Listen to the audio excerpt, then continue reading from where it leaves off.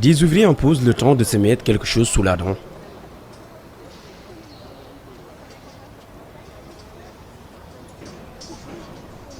Il est 12 heures, l'heure de la pause ici sur le chantier du Stade du Sénégal. Une pause d'un tour d'horloge avant que chaque employé ne rejoigne son poste.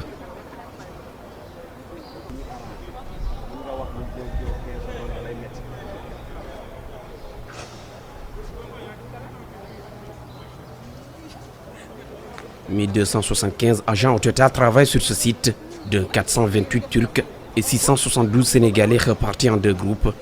Un premier groupe travaille de 8h à 19h. Le second prend ensuite le relais. Ici, le travail ne s'arrête jamais, conséquence des avancées considérables notées dans les travaux. On est dans un projet Design and Build. Et qui veut dire Design and Build et Fast Track, c'est un projet qui avance du point de vue conception et réalisation en même temps. Pour dire vrai, ces travaux que vous voyez là, et avec ce niveau d'avancement-là, a débuté en octobre passé.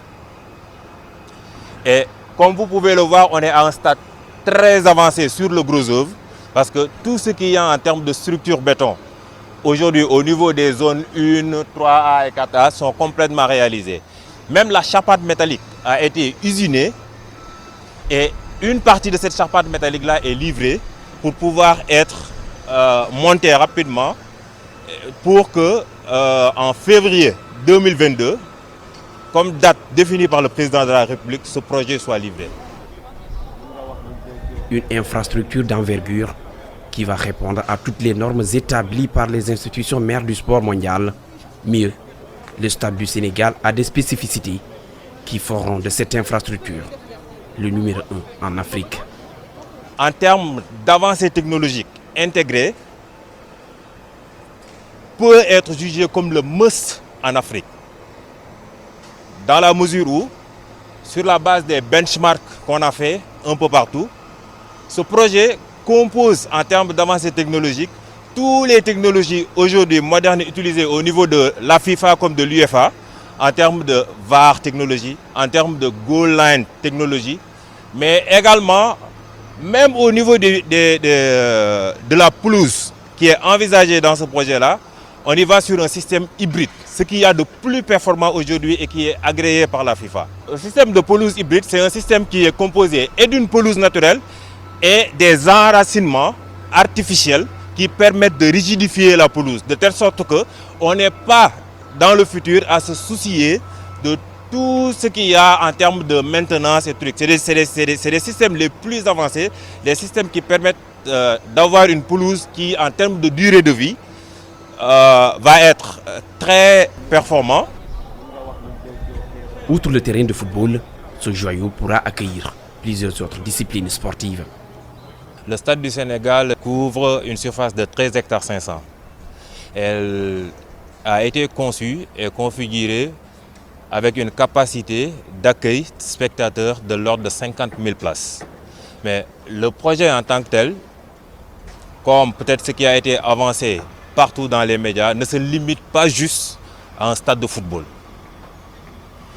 Le projet dispose d'autres installations annexes, dont 2 terrains d'entraînement, avec l'un doté d'une piste d'athlétisme et d'une turbine d'une capacité de 2000 places. Et ces terrains d'entraînement-là sont réalisés en plus de ce stade de football, conformes à tout ce qu'il y a en termes de réglementation I2AF. Ce qui veut dire qu'aujourd'hui, au finish de ce projet, les athlètes ou les sportifs de manière générale vont avoir des installations modernes qui composent tout ce qu'il y a en termes d'avancées technologiques aujourd'hui actuelles dans le monde.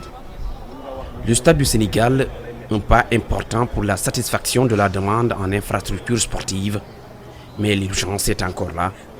Le département de Dakar ne dispose pas de stade depuis bientôt 3 ans. Et le stade Léopold Sédar Senghor sera réhabilité en même temps que 4 autres stades. Donc c'est le stade Lamine Gueye de Kaolack, le stade Aline Sitoé Diatta et le stade Elimane Fall de Diourbel. Ce sont ces stades qui vont être repris à neuf. En dehors de cela, il y a un autre projet qui s'appelle projet d'assistance technique. Et là, la République populaire de Chine nous a envoyé 8 experts en tout cas pluridisciplinaires, hein. Donc ils sont spécialisés en électricité, en gazon et tout. Ils sont là pendant 3 ans dans le cadre de la coopération pour les 8 autres stades régionaux. Donc tout ce qu'il y a comme défaillance dans le fonctionnement de ces stades, ils auront pour tâche, en tout cas en rapport avec la direction de notre direction, en tout cas de réhabiliter et de réparer, hein, soit c'est la sono, l'éclairage sportif, le gazon, les toilettes, l'assainissement et tout. L'entretien des infrastructures sportives, l'autre défi majeur dans ce pays. Le volet pérennisation est pris en compte dès la phase de conception du projet, avec notamment le choix de matériaux et d'équipements appropriés, en vue de mettre en place une politique d'entretien et de maintenance rigoureuse et efficiente. Parce que vous savez tous que la pérennisation d'une infrastructure passe inévitablement par le respect d'un bon plan d'entretien. Pour ce projet spécifique, des pistes de réflexion dans la conception ont été prévues, liées à ces aspects-là. Déjà que c'est un projet qui est doté d'une centrale solaire de 2 MW, qui va être utilisée pour suppléer les besoins énergétiques qu'auront ce projet. En plus de cela, le stade est doté d'un système d'alimentation en eau qui permettra de pallier les besoins en eau pour l'arrosage de tout ce qu'il y a comme pelouse, comme espace vert, et de ne pas brancher le projet là en termes d'alimentation en eau, d'arrosage et trucs sur le réseau de la SDE. Le manque d'infrastructures sportives, une pilule qui a assez duré dans la gorge des acteurs sportifs. Le stade du Sénégal, dont l'inauguration est prévue le 22 février 2022, pourrait être le remède, mais pas une panacée, puisque le département de Dakar réclame toujours la rénovation des stades d'Emba Diop, Léopold Sédar Senghor et Iba Mar Diop, sans oublier les autres départements et villes du pays qui attendent également d'être dotés de stades.